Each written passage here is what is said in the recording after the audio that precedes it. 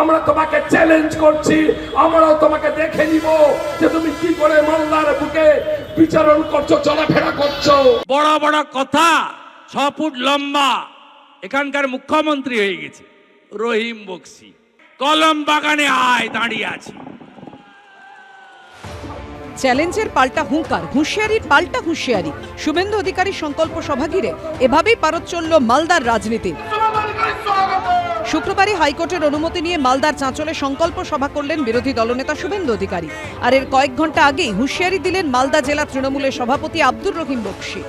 আগামীকালকে বিরোধী দলনেতা চাঁচলে আসছেন, তিনি খবর দিচ্ছেন রহিম বক্সি নাকি বলেছে যেখানে মাটিতে পা রাখলে পা রাখতে দেওয়া হবে না বিজেপিকে। কি করে মালদার বুকে মালদার বাঙালি প্রজাই শ্রমিককে খুন করে এসে তুমি মালদায় ঢুকবে? আমরা তোমাকে চ্যালেঞ্জ করছি, আমরাও তোমাকে দেখে নিব যে তুমি কি করে মালদার বুকে বিচরণ করছো, চলাফেরা করছো। আমি এখানে তৃণমূলের অবজারভার যখন ছিলাম, আমার গাড়ির দরজা খুলতো, কেউ নেবে না, বলছে মালটা চোর, দাদা একে নেবেন না। 1.5 বছর ধরে গাড়ির দরজা খোলে আর বন্ধ করে, যা বাহাতে একটা পতাকা ধরিয়ে দে। বড় বড় কথা। আমি বলে গেলাম তৃণমূলের সূর্য যেদিন মধ্য গগনে, সেদিন নন্দীগ্রামে মমতা ব্যানার্জিকে হারানো লোক। মালতীপুরে কে জিতবে আমি জানি না, কিন্তু রহিমকে আমি জিততে দেব না। তবে হুমকি হুঁশিয়ারি সূত্রপাত আরও কিছুদিন আগে। গত বুধবার বিজেপি শাসিত ওড়িশায় কাজে গিয়ে মৃত্যু হয় মুর্শিদাবাদের বাসিন্দা পরিযায়ী শ্রমিক জুয়েল রানার। পরিবারের অভিযোগ ছিল নৃশংসভাবে পিটিয়ে খুন করা হয়েছে বছর 19-এর যুবককে। মৃত পরিযায়ী শ্রমিক জুয়েল রানার সঙ্গেই ছিলেন মালদার বৈষ্ণবনগরের বাসিন্দা আকিউর রহমানও। পরিবারের অভিযোগ তাঁকেও সেখানে বেধড়ক মারধর করা হয়েছে। বললো যে আধার কার্ড দেখাও, তারপরে কি একটা বলেছে, মারধর শুরু করেছে। সুতি থানার যে একটা ছেলে মারা গিয়েছে, এমনভাবে মেরেছে। আর জুয়েল রানা আর আমার ভাই যেটা আছে ও বেঁচে আছে কোন রকম। বৃহস্পতিবার ইংরেজবাজারে তৃণমূলের প্রতিষ্ঠা দিবসের সভা থেকেই এই প্রসঙ্গে সুর চড়ান মালদার জেলা তৃণমূল সভাপতি আব্দুর রহিম বক্সি।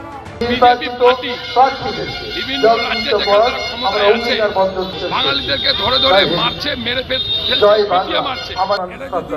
দিতে বন্ধ না হয় তাহলে সত্যি শুভেন্দু অধিকারীকে মালদার মাটিতে নামতে সাধারণ মানুষ দিবে না, পরিবাররা নামতে দিবে না।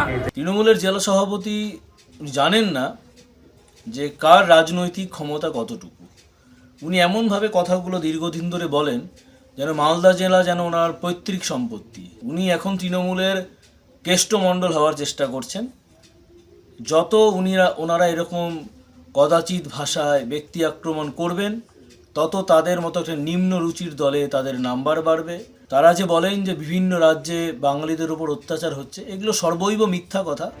সব মিলিয়ে বিধানসভা নির্বাচনের কয়েক মাস আগে সরগরম মালদার রাজনীতি। অভিজিৎ চৌধুরীর রিপোর্ট, এবিপি আনন্দ, মালদা।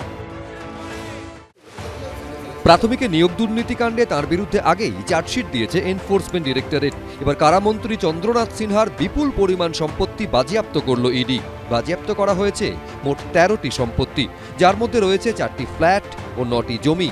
বাজেয়াপ্ত হওয়া সম্পত্তির বাজার মূল্য প্রায় 10 কোটি টাকা। এর সবকটি বোলপুরের আশেপাশে। মন্ত্রী চন্দ্রনাথ সিংহ, তার স্ত্রী ও 2 ছেলের নামে নথিভুক্ত সম্পত্তি বাজেয়াপ্ত করল এনফোর্সমেন্ট ডিরেক্টরেট। প্রাথমিকে নিয়োগ দুর্নীতি মামলায় 2024-এর 22শে মার্চ চন্দ্রনাথ সিংহর বাড়িতে তল্লাশি চালায় ইডি। কেন্দ্রীয় এজেন্সি দাবি করে তল্লাশিতে উদ্ধার হয় 41 লক্ষ টাকা। ব্যাংশাল আদালতে সেই প্রসঙ্গ তুলে ইডির তরফে এও বলা হয়, 2024 সালে আমরা 41 লক্ষ টাকা ও মোবাইল পেলাম, পরে আরও টাকার হদিশ পাওয়া যায়। চন্দ্রনাথ সিংহ বলছেন কৃষি ও নির্মাণ কাজের দালালির টাকা। আমরা জিজ্ঞাসাবাদ করেছি, টাকার উৎস নিয়ে সন্দেহ আছে। এরপর কারামন্ত্রীকে হেফাজতে চেয়ে আবেদন করে ইডি, কিন্তু কেন্দ্রীয় এজেন্সির সেই আবেদন খারিজ করে দেয় আদালত। কারামন্ত্রীর অন্তর্বর্তী জামিনের নির্দেশই বহাল থাকে। ইডির বিশেষ আদালতের বিচারক নির্দেশ দিয়ে বলেন, চন্দ্রনাথ সিংহকে হেফাজতে নিয়ে জিজ্ঞাসাবাদ করতে পারবে না ইডি। আর সদ্য রাজ্য সফরে এসে সেই চন্দ্রনাথ সিংহের প্রসঙ্গ উঠে আসে খোদ অমিত শাহর মুখে।